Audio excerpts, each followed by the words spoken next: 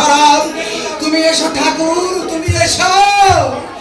এই দুরাচারী পাপাচারী কংসকে বাধ করে তুমি প্রমাণ করে দাও তুমি দুষ্টের দমন কর্তা, শিষ্টের পালন কর্তা, তুমি জগৎ পূজ্য নারায়ণ, তুমি জগৎ পূজ্য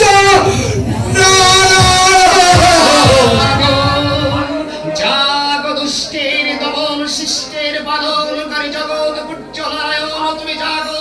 তোমাকে আর নিশ্চল হয়ে বসে থাকলে চলবে না। তোমার কর্তব্যের আহ্বানের সাড়া দিতে তোমাকে যেতে হবে মথুরা।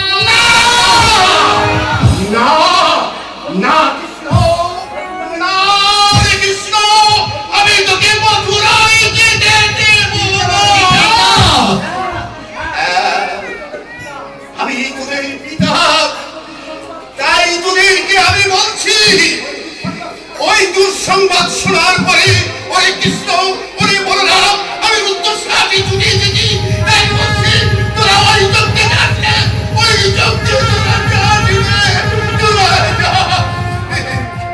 পিতা,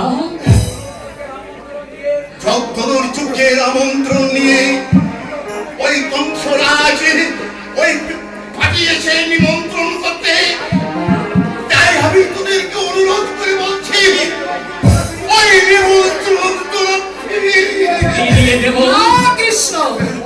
ওই যজ্ঞানুষ্ঠানে অংশগ্রহণ করে ওই দাম্ভিকের দম্ভ চূর্ণ করে তোমাকে প্রমাণ করতে হবে এই বিশ্বের শ্রেষ্ঠ বীর হচ্ছ তুমি। দাদা, কি বলছো তুমি দাদা?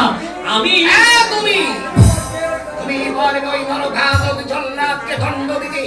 মুক্তির মহারত্ন কংসরাজের সমাগত আর ওই ধনুর চক্রের সব চক্রান্ত ব্যর্থ করে উদ্ধার করে তোমার অসহায় পিতামাতাকে।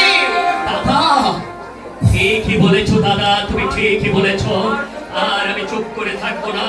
ওই অত্যাচারী কংসের অত্যাচার অবসান করতে আমি যাব মথুরা।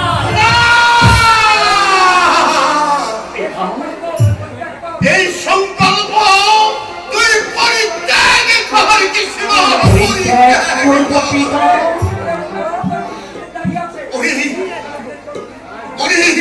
ওই দাঁড়ে যে তোদের মৃত্যু দূর, ওরে বলো না, ওরে কৃষ্ণ, তোদের মৃত্যু দূর দাঁড়িয়ে আছে।